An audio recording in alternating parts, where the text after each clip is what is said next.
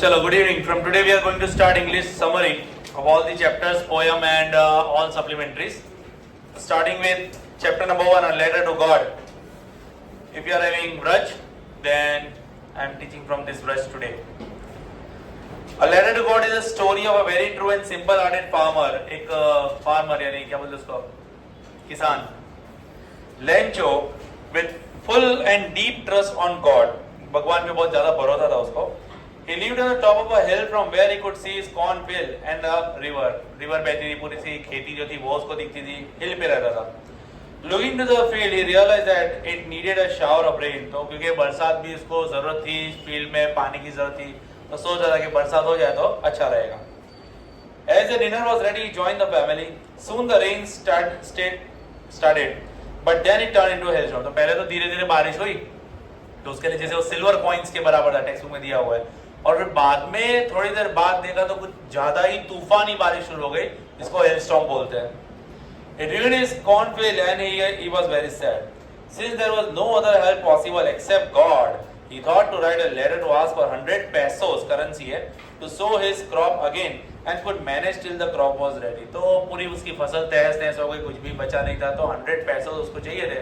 तो उसका फेथ जो था, अकॉर्डिंगली इस फेथ, उसने सोचा कि मैं भगवान से 100 pesos मांगू, तो क्यों ना एक भगवान को लेटर लिखा जाए. He thought to write a letter. He went to the post office to drop the letter, and on receiving it, the postman showed the letter to the postmaster, on which it was written to God. तो generally ऐसा तो कोई लिखता है नहीं letter. तो letter पे जो रिसीवर था सामने वाला, तो वो था टू गॉड. तो देखा कि लेंचो करके फार्मर ने गॉड को लेटर लिखा है, तो कुछ काफी अनयूजुअल बात हो गई है. The postmaster laughed to see. पहले तो हंसा वो. Such a letter, but there was a taken aback and he shocked ऐसा. With an extreme faith on God, कि इतना ज़्यादा किसी को God पे भरोसा कैसे हो सकता है. He decided to keep his faith intact. He shared some of his salary. तो ऐसा सोचा कि किसी का भरोसा टूटना नहीं चाहिए. तो सब लोगों ने, पोस्ट मास्टर और जितने बाकी के वहाँ के वर्कर्स, सबने मिलकर सोचा कि चलो अपना सैलरी का थोड़ा थोड़ा पोर्शन जमा करते हैं और इस फार्मर का जो फेथ है वो टूटने नहीं देते, अपना कंट्रीब्यूशन करते हैं. He shared some of his salary and suggested his employees and friends to contribute. He sealed the envelope with 70 pesos. तो फिर भी इतनी सारी मुशक्कत करने के बाद भी 100 मांगे थे, बट 70 ही जमा कर पाए ये लोग. Next Sunday, Lencho came to the post office with a great hope of God's help. उसको ऐसा लगा कि गॉड वापस से रिप्लाई करेंगे, उसको पैसे वैसे भेजेंगे करके. तो नेक्स्ट संडे आया पोस्ट ऑफिस में. The postmaster handed him the envelope and was waiting to see his reaction. देखा उसने कि कभी ये खोलेगा, देखेगा पैसा है इसके अंदर. Lencho opened the envelope, found 70 pesos, got angry. उसका पोस्ट मास्टर और पूरा ये लोग पोस्ट ऑफिस वाले सोच रहे थे खुश हो जाएगा, पर हुआ ऐसा कि वो थोड़ा गुस्सा हो गया. डिमांड कितना किया था 100 और मिला कितना 70. इसीलिए he thought that God could not have made a mistake. बोला भगवान गलती नहीं कर सकते. तो यहाँ पे गलती तो हुई नहीं है, यहाँ पे हुई है चोरी. और ये चोरी किसने की है? पोस्ट ऑफिस वालों ने. यानी बेचारे जिन लोगों ने यहाँ पे कंट्रीब्यूट करके दिया, उन्हीं लोगों ने यहाँ पे चोरी की, ऐसा लेंचो को लगा. So he wrote another letter to God to send him the rest of the money. एक और लेटर लिखा, दूसरा लेटर लिखा, उसमें लिखा कि बाकी के 30 पैसे भी भाई भेज दो. लेकिन he mentioned to send the money directly to him. ऐसा कि डायरेक्ट मुझे मेरे घर पे भेज देना भाई, इन चोरों के हाथों से मत भेजना. The post office employees were a bunch of crook यानी कि ये तो भाई चोर है. तो ये थोड़ा स्टोरी था लेटर टू गॉड का. तो काफी सिंपल है, कुछ ज्यादा है नहीं. फसल खराब हो गई और गॉड के ऊपर इतना इमेंस फेथ, और पोस्ट मास्टर ये सब थे, उन लोगों ने भी सोचा कि चलो इसकी भाई की मदद कर देते हैं, किसी का भरोसा टूटना चाहिए नहीं. Second one, Nelson Mandela, long walk to freedom. Nelson Mandela long walk to freedom is an extract from his autobiography long walk to freedom. एक छोटा सा एक्सट्रैक्ट, बहुत बड़ी ऑटोबायोग्राफी है उनकी तो, और एक छोटा सा एक्सट्रैक्ट लिया हुआ है. ऑन 10 मई 1994 मेनी डिग्निटरीज यानी बहुत दिग्गज लोग and world leader attended on south African soil the swearing ceremony of Nelson Mandela to be the president of South Africa. South Africa सबसे पहले ब्लैक प्रेसिडेंट ये बने थे. तो वो कसम खाते हैं ना, ओथ लेते हैं ना, उस दिन का पूरा माहौल था. And paid the respects. He was the first democratically elected black president.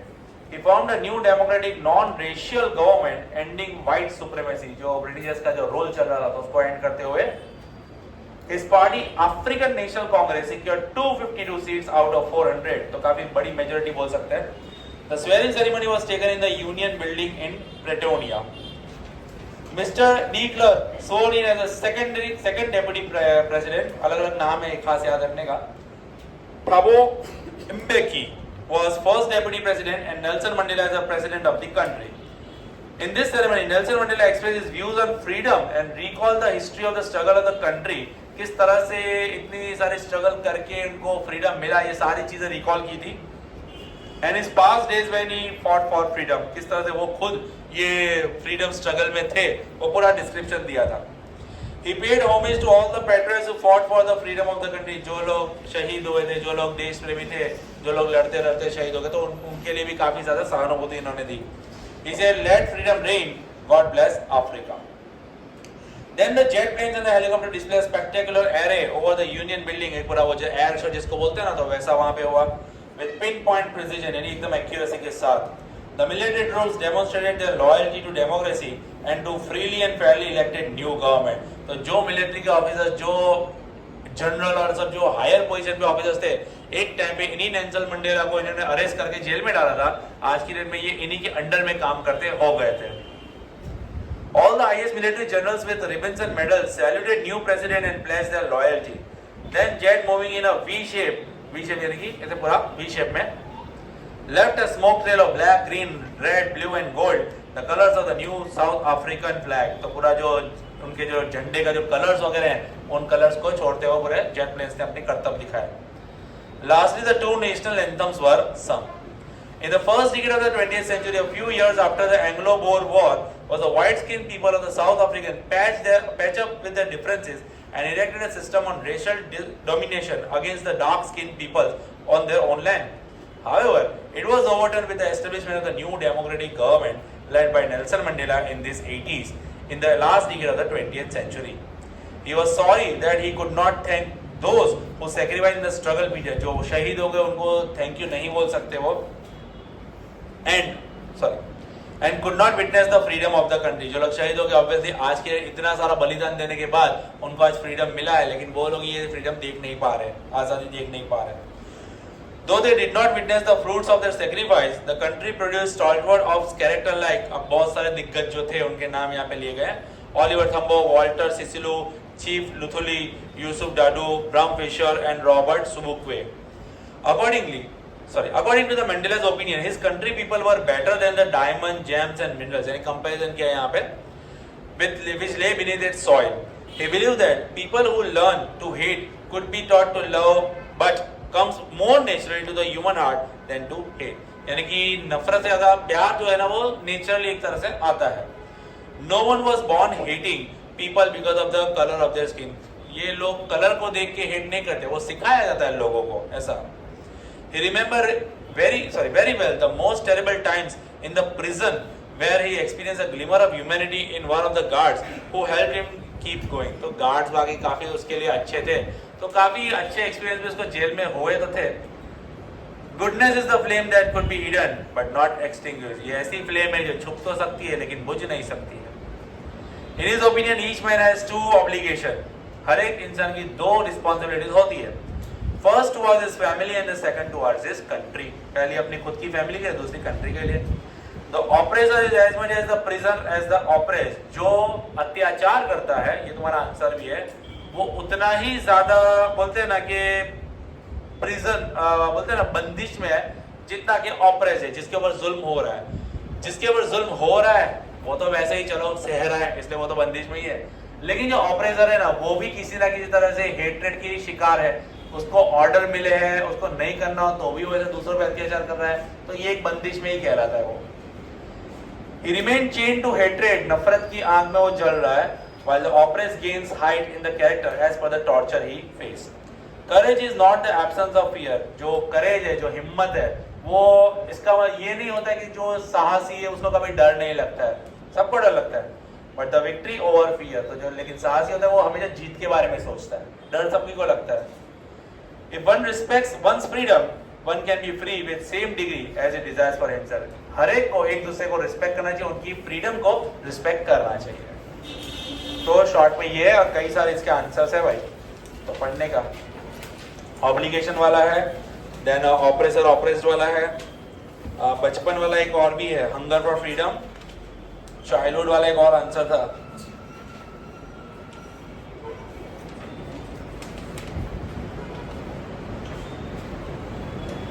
वो आंसर भी करना है, वो खेत में घूमता है फ्रीडम वाला, वो उसका एक आंसर कर लेना।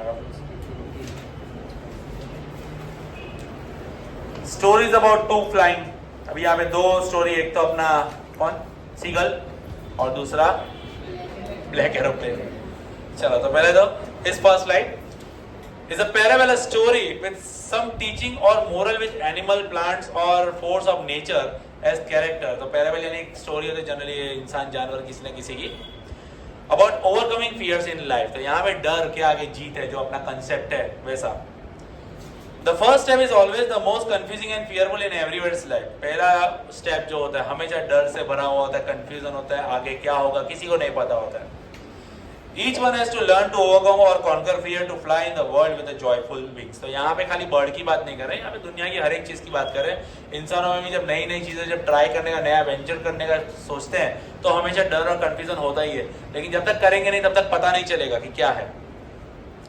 A young seagull was alone on a ledge looking down fearfully at the vast sea as he was afraid of flying। His two brothers and little sister had already flown the day before। उसके भाई बहन तो already एक दिन पहले उड़ चुके थे, सीख गए थे वो लोग, लेकिन ये भाई थोड़ा डर रहा था।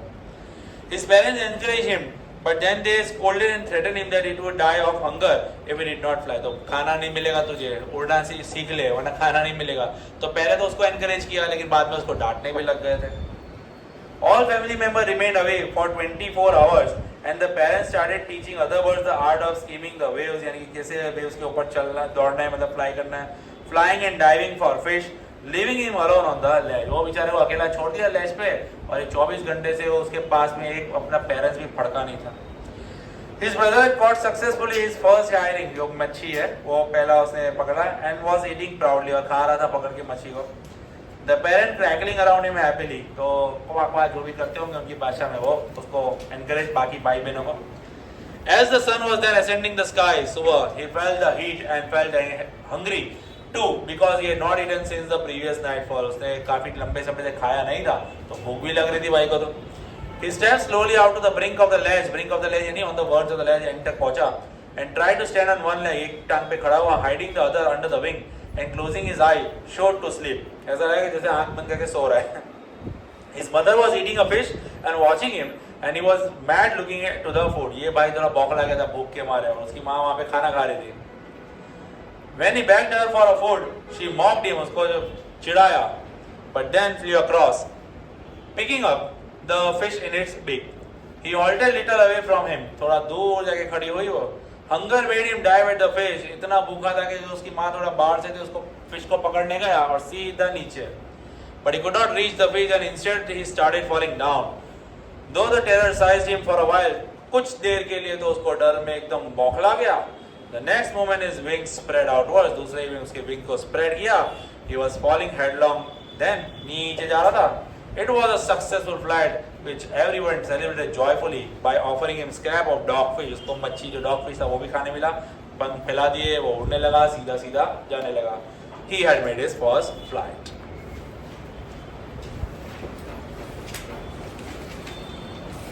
दूसरी है ब्लैक एरोप्लेन, फ्रेडरिक फॉर्सेट की।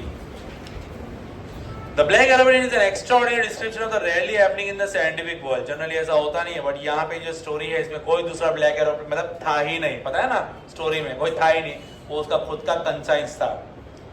The narrator was flying his old Dakota airplane over Paris, France, to go back to England। England जा रहा था, फ्रांस से निकला था, पेरिस से होता हुआ his hometown। He wanted to take breakfast with his family। उसका फैमिली था, इंतजार कर रहा था इंग्लैंड में। It was midnight 1:30 and was having a pleasant journey। He talked to Paris control tower switching on the radio। It was informed him that he ought to turn 12 degrees west। उसको बताया गया था कि 12 degree west में मुड़ जाना भाई। When Paris was about 150 kilometers behind him, he saw huge black storm clouds looking like a mountain। बड़े बड़े काले बादल जैसे बड़ा सा storm आने वाला है। He could not fly up and over them and he could not have enough fuel to fly back or go back। ना उसके ऊपर से जा सकता था, ना पूरा टर्न करके जा सकता था, और बैक तो वापस कतई नहीं जा सकता, इतना फ्यूल भी नहीं था इसके बाद, पेरिस से इतना दूर आ चुका था वो। He thought to take risk through all his system failed to work। सारे सिस्टम फेल हो गए थे, रेडियो वीडियो सब कुछ बंद हो गया था, तो उसने फाइनली सोचा कि चलो भाई इसके क्रॉस करने में ही मेरी भलाई है।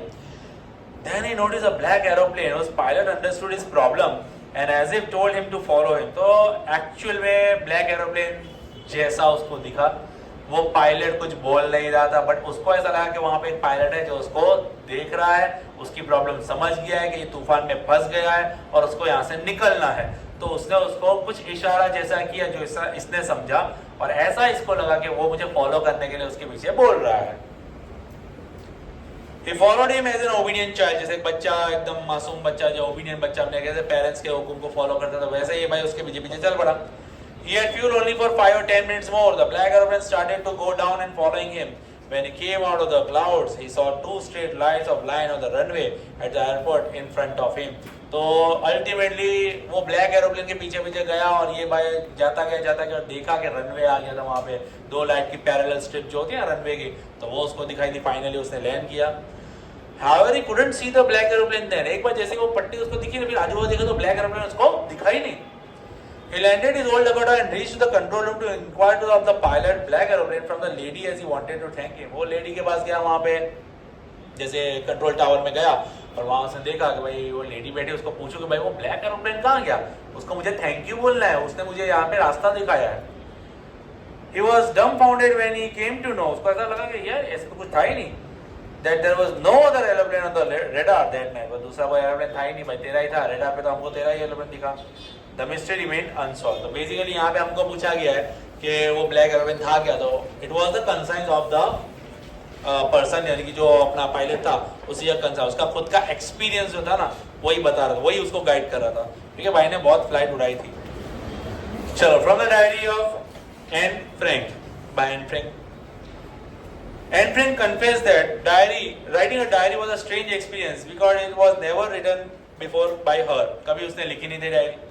On her 13th birthday, she was gifted a diary and she started writing a diary. 13वीं बर्थडे में उसको डायरी मिली थी और उसने सोचा कि चलो अब मैं डायरी लिखना शुरू करो। Anne believed paper has more patience than people, क्योंकि पेपर में आप जो भी लिखोगे सामने आपको बैकफायर तो करने नहीं वाला, आप जो बोलोगे वो तो बेचारा पड़ा रहेगा। Once she was feeling depressed and was bored at home, she began to write a diary.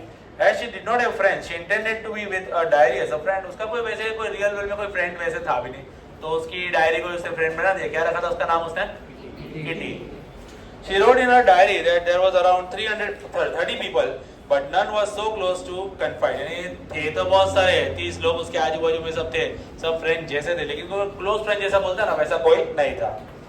She wanted that her diary should be her closest, and so she named it as Kitty. Kitty नाम उसने रखा।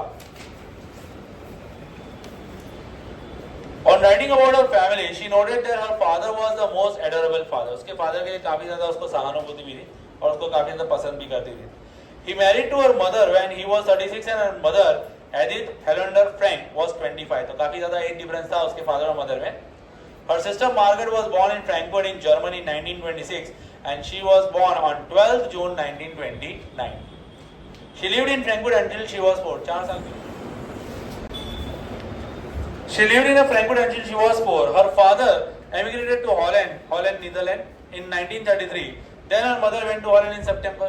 Both the sisters were sent to Aachen to stay with her grandmother. तो पहले father गए, फिर mother गई और दोनों सिस्टर्स की ग्रैंडमदर के साथ रह रही थी। Then Margaret went to Holland in December and she went in February. तो एक-एक करके सब निपट रहे थे। Anne went to nursery school and stayed there until she was 6. In the 6th form, her head mistress was Mr. Cooper. अब यहाँ पे वो क्लास वाला इंसिडेंट आएगा। Cooperus and they were in tears at the farewell. तो रो पड़े, obviously farewell. In the summer of 1941, her grandma fell ill and had to have an operation. So her birthday passed with little celebration. वैसे तो काफी धूमधाम से मनाते होंगे birthday, लेकिन ये बर्थडे कुछ ज्यादा खास मनी नहीं थी। She died in January 1942. She loved her so much, and for her birthday celebration, an extra candle was lit for grandma with the other candles. तो एक और extra candle दादी माँ की याद में। In her 20 June 1942 Saturday diary, she wrote that all children of her class were quacking. अब यहाँ पे वो क्लास वाला इंसिडेंट है। Quacking because of the result was to be declared. उनकी क्लास में रिजल्ट आने वाला था, सब लोग बेड पे बेड लगाए जा रहे थे। From the result, who would be promoted and who would be kept away, कौन पास होगा कौन फेल होगा वो था would be decided. None was sure about their promotion as a quarter of the class were dummies, यानी सब पगलेटी थे, कोई पढ़ता लिखता था नहीं, तो सब लोग को ऐसे का सभी फेल होने वाले हैं. And so should be kept awake, यानी इस वजह से सभी को फेल ही करना चाहिए. But Anne believed that teachers were the most unpredictable creatures on the earth. She herself was worried about maths. The mathematics teacher, Mr. Kissing, belonged to an old school of thought, and it's a थोड़ा orthodoxy belief type का था. Anne was caught talking several times, and so after several warnings, he gave her a punishment to write an essay, a chatterbox. तो ये सब नाम याद रखना. पहला ऐसे उसको दिया था a chatterbox. तो मिस्टर किसिंग हमेशा उससे बुन्नाए रहते थे, उसको हमेशा डांटते थे क्योंकि बहुत बातों नहीं थी है. तो गुस्सा हो गए और फिर उसको बोला कि भाई तू एक ऐसे लिख के आना a chatterbox के ऊपर. She wrote the essay for homework. She argued that talking was the student's trait, यानी कि उसके जीन में होता है, बात करना तो उसके जीन में होता है. And that she would do her best to keep it under control. वैसे तो कंट्रोल करूंगी लेकिन ये आदत है. She had inherited talkative nature from her mother. उसकी मम्मी भी पंचायती होना रही होगी तो उसको वो लक्षण उसमें से मिला. After reading the essay, Mr. Kissing laughed on her argument, and as she continued talking, she was assigned an essay or an incorrigible chatterbox. तो एक और उसको incorrigible chatterbox यानी कि extra. After 2 lessons, she had been again caught talking, so she was told to write an essay. A quack quack quack said Mistress Chatterbox. एक और ऐसे यानी टोटल 3 ऐसे उसको लिखने दिए थे. The class and the end laughed freely. सभी लोग हंस पड़े. She wanted to write something different and convincing on the topic, and her friend Sane, उसकी जो friend थी Sane, उसने उसकी help की थोड़ा poetic way में ये ऐसे लिखने के लिए. Offered her to help in writing the essay in verse यानी poem के form में. Sane was good at writing poetry and presented the story in the class of Mother Duck, जो story जैसी बनाई थी. Mother Duck and Father Swan with 3 ducklings. छोटे 3 बच्चे, एक father था, एक mother थी. The father had beaten all the 3 ducklings to death, यानी उनको चोट मार के मार दिया सबको.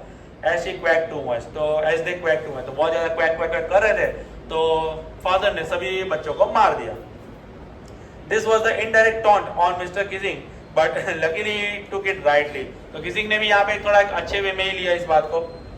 He read the same poem in class and gave him comments, and from then on, she was permitted to talk without any punishment. तो बाद में उसको कभी भी punishment हुई नहीं और वो बात करती गई और थोड़ा बहुत सुधर भी गई. मिस्टर किसिंग ने भी अपना जो थोड़ा ऑर्थोडॉक्सी नेचर था उसको थोड़ा साइड करते हुए खुल में मिलने लगा बच्चों के साथ. तो बड़ा एक स्टोरी लाइन अप थी यहाँ पे एंड फ्रेंड में. Glimpses of India. सबसे पहला बेकर फ्रॉम गोवा. 3 है यहाँ पे पार्ट हमारे. This unit describes a traditional village of Goa where the baker has an important place, which makes us recollect the picture of all old Portuguese days.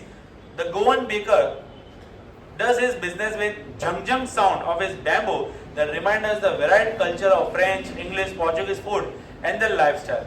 Supporting his basket on his head with one hand, and he holds the bamboo with the other hand on the ground. He sells variety of bread twice a day. अभी काफी छोटी summary है. आपको याद होगा बोल वाला, then sandwiches वाला बहुत सारे अंदर टॉपिक है.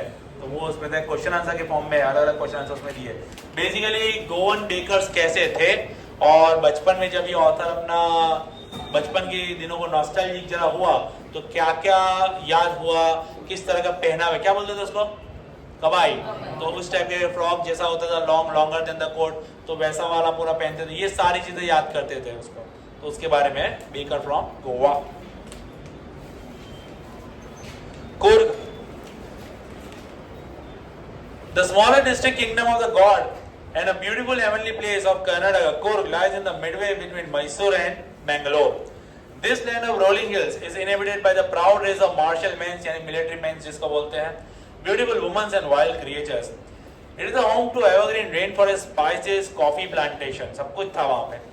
Evergreen rainforest cover 30% area of this district.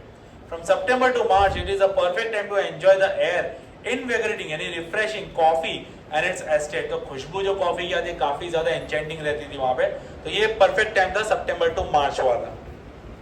Colonial bungalows थे, standing under tree, roof-like shelters in the best corner. तो scenic beauty काफी ज्यादा मजेदार था वहाँ का. It is believed that Alexander's soldiers settled here when return become impractical, married local women, accepting their culture, and thus they are Greek or Arabic descendant. तो यहाँ पे 2 तरह की tribes बोली जाती है कि या तो यहाँ के जो लोग हैं वो ग्रीक थे या तो अरेबिक टाइप के थे. जब अलेक्जेंडर लड़ने आया था तो अलेक्जेंडर पता दुनिया को जीतने निकला था, तो वो यहाँ की काफी सारे मतलब वुमेन्स के साथ, यहाँ के जो उनकी जो पूरा नस्ल थी अलेक्जेंडर की आर्मी थी, यहाँ की लोकल वुमेन्स के साथ उन्होंने शादी की थी, बच्चे पैदा किए थे, और इससे मतलब जो उनकी नस्ल थी, उनकी जो जीन्स थे वो यहाँ पे फैले हुए, तो ऐसा माना जाता है। Their culture, which is different from the Hindu mainstream, is seen in the martial tradition, marriage and religious rites. हर एक से हिंदू ट्रेडिशन से थोड़ा हटके यहाँ पे रीति रिवाज थे उनके। The men wear a long black coat called kupiya, which is like a kufiya worn by the Arabs or Kurds. तो जैसे कफ्तान जिसको बोलते हैं तो वैसा रहता था, एक बड़ा कुर्ता टाइप रहता था। The tradition of hospitality is found everywhere here, यानी कि hospitality यानी कि मेहमान नवाजी यहाँ पे। And the tale of courage and bravery are numerous. तो दुनिया भर की कथाएं थी यहाँ पे, कैसे लोग होते हैं, कैसे यहाँ पे ट्रेडिशंस रहते हैं, लोगों की कैसी यहाँ पे मान्यता है, सब कुछ। In fact, the Kurg regiment is one of the most decorated in the Indian army. Kurg regiment यानी कि यहाँ से जो आर्मी के लोग सिलेक्ट होते हैं, तो कुर्ग रेजिमेंट जो रहती है ना, काफी ज्यादा ब्रेवरी में बिलीव करते हैं वो लोग, काफी ज्यादा निडर होते हैं, करेजियस होते हैं वो। And the first chief of Indian Army, General Cariappa, was a कुर्गी, तो ये भी नाम है, ये जनरल करियप्पा थे, इंडियन आर्मी का पहला जनरल जो था वो भी कुर्गी ही था। These people are known as Kodavus in peoples को, कुर्गी लोगों को कोडावूस बोलते हैं। Who are the only people in India permitted to carry firearms without any license, यानी हथियार रख सकते हैं बिना किसी लाइसेंस के। The river Kaveri obtained water from the hills and forests of the Kurg. Mahisar, a large freshwater fish का नाम है, found in this water. There are elephant, monkey like the macaws and langurs, squirrel, birds like the kingfisher, bees and butterfly near the river. तो forest में क्या क्या है उसके बारे में डिस्क्रिप्शन है। The river rafting, ये पूरी सब एक्टिविटी एडवेंचर एक्टिविटीज है। The river rafting, canoeing, rappelling, rock climbing and mountain biking are the most popular adventurous sport found here. There are many walking trails for trekkers. The Brahmagiri Hills gives a view of the lovely 64-acre island of Nisargdama, where India's largest Buddhist monk Tibetan is settled, यानी monastery पूरी वहाँ। Kurg helps the visitor to enjoy one of the many surprises the monks in red ochre, यानी कि yellow orangish color, and yellow robes, who are the heart and the soul of India. So basically कुर्गी traditions, कुर्गी पूरा जो माहौल वहाँ पे वो describe किया है इस chapter. And third, tea from Assam. Tea from Assam is a story of two friends, Pranjol, who is the son of manager of the tea garden. वहाँ पे ही रहता था आसाम में, मतलब यहाँ पे पढ़ने आया था. Invite his friend Rajveer, a classmate at school in Delhi, to visit his hometown Assam in the summer vacation. When they traveled in train, Rajveer enjoys the scenery and arrived at Mariani Junction, where Prajol's father received them and took them to Dhekiabari tea estate. तो basically बीच में भी इन लोगों की कई सारी बात हुई थी प्रांजल और अपना राजवीर की, कैसा है क्या है करके। अभी ये जो प्रांजल था वो तो वहाँ का ही निवासी था, तो इसको ज्यादा कुछ इंटरेस्ट नहीं था, लेकिन ये जो राजवीर है बहुत ज्यादा शॉकिंग लग रहा था उसको, सब जो सीनरी देखे काफी ज्यादा अच्छा लग रहा था उसको, पहली बार आया था ना। Very well read Rajveer informed Prajol that over 80 cups of tea are sipped daily in the world। तो ये कुछ इन्फॉर्मेशन जो राजवीर बता रहा था। Some legend about tea were also told by Rajveer, legend क्योंकि बुक का शौकीन था तो पढ़ के बता रहा था भाई। He said one Chinese legend, एक Chinese legend भी था। A Chinese emperor used to boil the water before drinking. Once a few leaves of the twig fell into his boiling water. After drinking tea leaves, it gave a delicious flavor। तो पहला एक Chinese monks वगैरह रहते होंगे, ऊपर से झाड़ की पत्तियों में से चाय की पत्तियां गिरी वो बॉइलिंग वाटर में और फ्लेवर बन गया, तो चाय चीनी चाइनीज में से डिराइव हुई ऐसा माना जाता है, पहला legend. Second, another legend about Bodhidharma, an ancient Buddhist priest cut off his eyelids, वो आंखों की जो पलके होते उसको ही काट डाला था, because he felt sleepy during meditation. तो जब ताप के टाइम पे अपने आप को मतलब थोड़ा स्लीपी फील करता था, तो लीड रहेगी नहीं, लीड अपने को सोने में मदद करती है अगर पता हो तो ये लीड रहेगी नहीं तो उसको थोड़ा ऑकवर्ड लगेगा तो वो सो नहीं पाएगा। Then tea plants grew out of the eyelid, यहाँ से पलकों की जगह पे टी प्लांट निकलने लग गए। The leaves of this plant could banish sleep, यानी कि स्लीप को अवॉइड करते, ऐसे ये थे पूरे leaves. Tea was drunk in China in about 2700 BC, 2700 BC, यानी कि पहले। वर्ड्स लाइक चाय और चीनी are Chinese. Tea came to Europe only in the 16th century and was drunk more as medicine than a beverage। एक पीने की जगह ये एक मेडिसिनल तौर पे यूज की जाती थी। There were tea bushes on both sides of the road and the women were plucking the new leaves from them वो पता ही होगा, एक पर्टिकुलर वो बास्केट होता है वुमेन्स के पीछे, और टीके जो लीव्स केयरफुली प्लग करके पीछे डालते हैं वो लोग. Rajveer informed that it was a second flush or sprouting period which lasts from May to July and yielded the best stage. Second sprouting period यानी कि ये जो है वो second season है, और अभी के जो इसके leaves होंगे काफी ज्यादा अच्छी क्वालिटी के माने जाते हैं. Prajal's father remarked that he has done his homework, यानी कि राजवीर को कमेंट दिया कि भाई हाँ तू तो लगता है सब कुछ जांच पड़ताल करके आया. About Assam and tea gardens, Rajveer admitted it and told that he had hoped to know much more while he was here. मतलब और भी जानकारी मैं यहाँ से लेके जाऊँगा.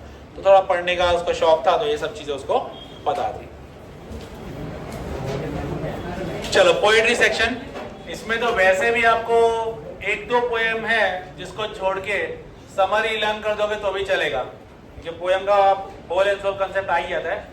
एक तो बड़ी बड़ी पोएम है उसमें पर्टिकुलर आंसर पूछते हैं, टाइगर वाले में केज में क्या है और फ्री जंगल में क्या है, वो थोड़े बहुत है. बाकी सब में तो समरी करोगे चल जाएगा. तो सबसे पहले dust of snow by Robert Frost. The poet is sitting under the hemlock tree. अब यहाँ पे सिटिंग है कि चल रहा था वो भी एक कंफ्यूजन है, तो अपने सिटिंग पकड़ के चल लेते. In winter day as he is upset. अब यहाँ पे अपसेट है, ये हमको पहले पता नहीं चलता, ऐसा कुछ मेंशन नहीं किया था, लेकिन बाद में वो डस्ट गिरने के बाद उसका मूड जो था वो अच्छा चेंज हो गया, और बाद में सराउंडिंग की जो ब्यूटी है उसमें उसको इंटरेस्ट आ गया. तो इससे पता चलता है कि पहले वो अपसेट था और बाद में उसका मूड थोड़ा चेंज हो गया. तो इसलिए ये at that time a crow sit on the tree and shakes his body so the flakes of the snow fall on the poet's dust जिसको बोलते हैं. तो कौवा ऊपर हिला होगा और उसका वजह से स्नो जमा हुआ होगा, वो स्नो उसके ऊपर थोड़ा गिरा. The touch of the soft, delicate and the cold snowflake changes mood from unhappiness to happiness. He enjoys the beauty of the surrounding. ऐसे मुंह नीचे करके बैठा होगा या चल रहा होगा, वहां से अचानक से गिरा तो देखा उसने, और फिर आजू बाजू की ब्यूटी निहारी तो उसको काफी ज्यादा अच्छा फील होने लगा. Which makes him fresh and free.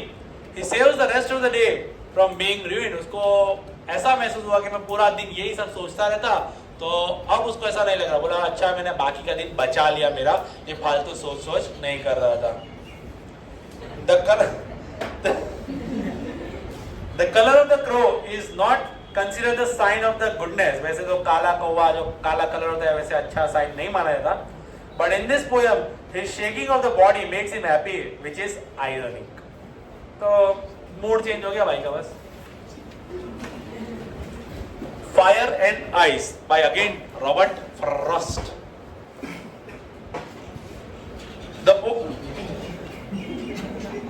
The poet talks about the belief of the people about the end of the world. लोग ऐसे सोचते रहते हैं कि दुनिया का अंत कैसे होगा. तो यहाँ पे दो ओपिनियन सामने आए कि कुछ लोग सोचते थे कि फायर की वजह से, कुछ लोग सोचते थे आइस की वजह से, ठंडक की वजह से.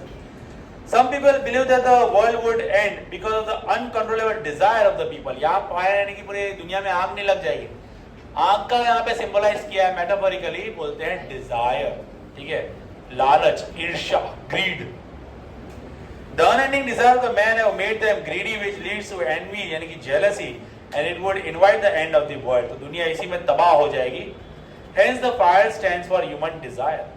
जबकि second stanza बोलता है, the poet expresses the another belief of the people about the end of the world. He says that if the earth is to bring an end twice, अगर earth को दो बार मरना होता, यानी दो बार खत्म होना होता, perish होना होता, even the ice is also enough. तो ice भी कुछ कम नहीं है. अब यहाँ पे ice यानी बर्फ की बात नहीं कर रहे. Here, as per the poet, the ice stands for hate, नफरत की बात कर रहे हैं यहाँ पे. Which is silent killer, यानी धीरे धीरे नफरत किसी भी इंसान को धीरे धीरे मारती है. Man's hatred is very dangerous and destructive. Ice would freeze the emotions, and thus the heart can be stronger to destroy the world. इतना पत्थर दिल हो जाएगा कि दुनिया को इजीली तबाह कर देगा. तो hatred and desire are the two weapons which are capable of damaging or destroying the world, according to Robert Frost. The Tiger in the Zoo by Leslie Norris. The poet describes the tiger in its natural habitat and in the zoo. यानी कि जंगल में कब कैसा होता है वो, और zoo में कैसा रहता है वो. In the first stanza, the tiger is walking up and down in the cage very quietly. पहले तो केज में बताएं, इधर उधर टहल रहा है और तो कोई जाने की जगह नहीं है उसके पास. Though is in rage in the cage, rage यानी एंगर, गुस्से में है केज में. His helplessness is marked easily on his face. जो वो लाचार है ना, वो उसकी हेल्पलेसनेस सीधा उसके फेस पे दिख ही रहेगा, क्या कर लेगा, कुछ भी नहीं, केज में ही है बेचारा। The tiger moves slowly on the starry nights and the poet will pity for the tiger. घूमता रहेगा इधर ही उधर, पूरा टिमटिमाते तारों के नीचे, कुछ कर नहीं सकता, helpless. In the second and the third stanza, the tiger is in the jungle. अब पोएट यहाँ पे बता रहा है कि जंगल में जब होता है टाइगर तो कैसा होता है? Lying in wait for his prey, यानी अपने शिकार की तलाश में in the shadow near some water hole, कोई पानी का कोई स्रोत है वहां पे बैठा रहता है शिकार की तलाश में, उसको एम्बुश करने के लिए। He is moving slowly through the long grass, expecting a fat deer to pass his way. ऐसा अगर कोई मोटा सा डियर वहां से पास होगा, उसको झपट के उसको खा लेगा। He should be snarling loudly यानी आवाज दहाड़ना जिसको बोलते हैं, at the brink of the jungle to terrorize the villager by showing his white teeth and claw. इतना ज्यादा पावरफुल, अपनी पावर जो है वो दहाड़ के वो शो करता है, अपने जो दांत जो उसके white fangs जो होते हैं वो शो करके विलेजर्स जो आसपास के जो गांव होते हैं उसको डरा के वो बता रहे भाई मैं यहाँ पे कुछ हूँ। In the fourth and fifth stanza he is in scene locked in the concrete cell. Again वापस केज की बात कर रहे हैं। He seems sad and ignores the visitor, क्योंकि अब टेवा गया है, लोग आते हैं उसको देखते हैं, जंगल में तो किसी की हिम्मत नहीं होगी उसके सामने आने की, यहाँ पे तो आके मूंगफली भी मारते होंगे। He moves at ease around the length at the cage, बहुत ज्यादा डिस्टेंस होता नहीं, केज में इधर घूमता रहता है। The poet feels that his strength is wasted behind the bar. उसको ऐसा लगता है कि मेरी जो स्ट्रेंथ है वो केज में यहाँ पे वेस्ट ही हो रही है। Of course, he is strong, but at that moment he seems helpless. Throughout the day and night he is disturbed either by visitors, लोग आके तंग करते रहते हैं, और by patrolling cars of the police. Patrolling car यानी जो police की कार घूमती रहती है ना वहाँ पे, उससे। So he looked at the bright star constantly with his brilliant eyes, wondering his freedom from the cell pitiably. दुख के मारे देखता है कब यहाँ से मैं निकलूंगा, कब क्या है। तो केज में बेचारे का कोई खास मनोरंजन नहीं होता। Now how to tell wild animals, यहाँ पे अलग अलग जानवरों के बारे में डिस्क्राइब किया है कैरोलिन वेल्स के द्वारा। The poet says humorously, पूरा humorous poem है थोड़ी, that if you visit by chance any forest in the east and come across a loud roaring huge and wild animal on the way, you will feel dying because of fear. It will be an Asian lion. बोला Asiatic lion आपके सामने आ जाएगा, आपको देख के उसको अगर डर लगे आप मर जाओगे ऐसा लगेगा, तो वो कौन होगा? एशियाटिक लायन होगा वो। If the black strip with yellow hide, animal skin, black colour की स्ट्रिप्स है, येलो कलर की खाल है, animal welcomes you to eat you. Welcome यानी कि आपको आ जा भाई मैं तुझे खाऊं, वैसा वाला। It is none other than the Bengal tiger. तो white Bengal tiger जो है तो उसकी बात कर रहे हैं। Bengal tiger में दो वैरायटी आती है, एक white वाली, एक येलो वाली जो कॉमन है। The leopard with a sprinkled hide, sprinkle यानी कि leopard दिखा है, उसके ऊपर पैची ब्लैक कलर के धब्बे होते हैं, leaps at you though you may cry with pain, it keeps on pouncing. आपके ऊपर छपकता ही रहेगा, कूदता ही रहेगा, काटेगा, फाड़ेगा, सब कुछ। Once you walked around on lawn or backyard and a creature comes and hugs hard to finish you, अगर आया आप लॉन में कहीं जाओ, अगर कोई आया और आपको एकदम जोर से हग कर लिया, एक बार नहीं दो बार कर लिया जोर से हग, आप मर जाओगे, वो कौन होगा? Beer. There are some strange animals which are difficult to recognize, but the crocodile and hyenas are easy to know. Crocodile, hyena बहुत सारे तो पहचानने में नहीं आएंगे, लेकिन crocodile, hyena आराम से पता चल जाएगा। कैसे? Hyena makes a sound just like human laughter. जैसे इंसान हंसते हैं, इंसानों की हंसी होती है, वैसे hyenas हंसते हैं। और crocodile is shedding tears, बोलते हैं ना मगरमच्छ के आंसू वाला, वैसा। And enjoying his prey, so to be careful. तो ध्यान रखना, अगर कोई ऐसा हंसता हुआ दिखे या कोई रोता हुआ कोई जानवर दिखे, समझ लेना ये hyenas या तो फिर crocodile है। A lizard like chameleon is without ears and wings. ना उसके कान होते हैं ना उसके wings होते हैं। It changes color as per the surrounding. तो chameleon देखा ही है, वो क्या बोलते हैं उस chameleon को? गिरगिट। हाँ। If you don't find anything on the tree, अगर आपको लगे कि वहाँ ट्री पे कुछ नहीं है, समझ लेना वहाँ कुछ है, और वो क्या है? chameleon। The ball poem, दुखी आत्मा, John Berryman. A boy loses a ball. बेचारा खेलते हुए एक उसके पास जो भी बॉल था तो वो गुम गया, पानी में खेलना था, पानी के आसपास जहाँ भी था। He is very upset. The ball doesn't cost much. इतना सस्ता ही बॉल था, कुछ ज्यादा कोई महंगा बॉल भी नहीं था। Nor is it difficult to buy another. ऐसा भी नहीं था कि दूसरा खरीद नहीं सकता था। Why then is boy so upset? बोला इतना दुखी क्यों है? तो यहाँ पे कुछ इमोशंस जुड़े हुए हैं। The boy saw the ball merrily bouncing down the street and then in the water. ऐसे चलते टपक टपक टपक टपक बाउंसिंग करते करते करते पानी में चला गया। He stand rigid, trembling, staring down with ultimate shaking grief. Grief यानी दुख, एकदम दुख में आ गया था भाई तो. He had the feeling of loss of the ball which he loved most. सबसे ज़्यादा उसको उसकी अभी जनरली बच्चों के हमेशा फेवरेट चीज़ें रहती है. छोटे से छोटा खिलौना भी रहता है तो उसके लिए बहुत फेवरेट, भले टूटा फूटा क्यों ना हो, तो इसके लिए ये भाई के लिए बॉल काफी ज्यादा महत्वपूर्ण था. The poet think that boy has to learn from the experience of losing something. इसको बोलते हैं कि हर एक को, हर एक लाइफ में सभी को पता होना चाहिए कि कुछ अगर खोएंगे वो भी एक लाइफ का पार्ट ही है. He senses first responsibility in the world of possession. दुनिया भर की वर्ल्ड ऑफ पोजेशन का मतलब मटेरियलिस्टिक थिंग्स. इसमें तुम अपनी चीजें खोने ही वाले हो कभी ना कभी. He learns that the people will take the ball always, and yet he has to stand up knowing what every man must one day know, and most know after many days to stand up. बोला चीजें खोएंगी, चीजें जाएंगी, लोग तुमसे दुनिया में बहुत सारी चीजें छीन लेंगे, लेकिन अल्टीमेटली आपको लड़ना है, आपको वापस से खड़े होना है.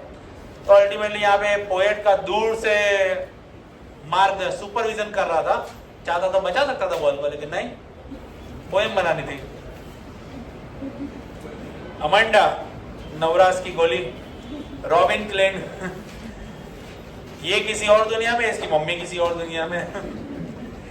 Every child feels that she or he is controlled and instructed not to do one thing or another, and their freedom is curtailed by their parents or elders. तो जनरली सभी बच्चों को ऐसा लगता ही है. Amanda is told not to haunch her shoulder, खबे एकदम बिठा के रखती थी. So she straight बैठी रहे, to finish homework, to tidy her room, to clean her shoes, not to eat chocolates. यानी टाइम टू टाइम जैसे पेरेंट्स गाइड करते रहते हैं, तो वैसा इसको भी थोड़ा पिंच मिलता रहता था. She want to be free from this instruction. उसको ऐसी कोई इंस्ट्रक्शन चाहिए नहीं कि भाई मुझे कोई कंट्रोल करे, ऐसा कोई चाहिए नहीं मुझे. And wants to live freely in the open space. She dreams to be mermaid, एक जल परी के तरह अपने आप को महसूस करती थी in the sea, to roam barefoot in the street, ऐसे नंगे पैर जाना चाहती थी. Want to be Rapunzel, to live in a high tower. आपको पता ही है ना वो स्टोरी, तो I mean पोयम, एक काल्पनिक. As she keeps herself in dreaming हमेशा, she is scolded for not paying attention and to be moody always. हमेशा moody रहती थी, ध्यान नहीं देती बातों पे, तब पूरे दिन ख्वाब में खड़ी रहेगी तो डांट तो पड़ेगी ना. Her mother constantly nags and scold her. तो ये सब था. दो यहाँ पे सीक्वेंसेस चल रहे थे, एक उसकी मम्मी उसको बोलती रहती थी, वो सुनती नहीं थी, और दूसरा ये अपनी किसी दुनिया में खोई रहती थी. इसको फ्रीडम चाहिए था, इसकी मम्मी इसको वो सारी चीजें करने से रोकती थी. नॉर्मली पेरेंट्स का ऐसा होता है कि मतलब वो एक अच्छी हैबिट्स आना चाहते हैं, लेकिन सुनता कौन है. चलो बाकी के कॉल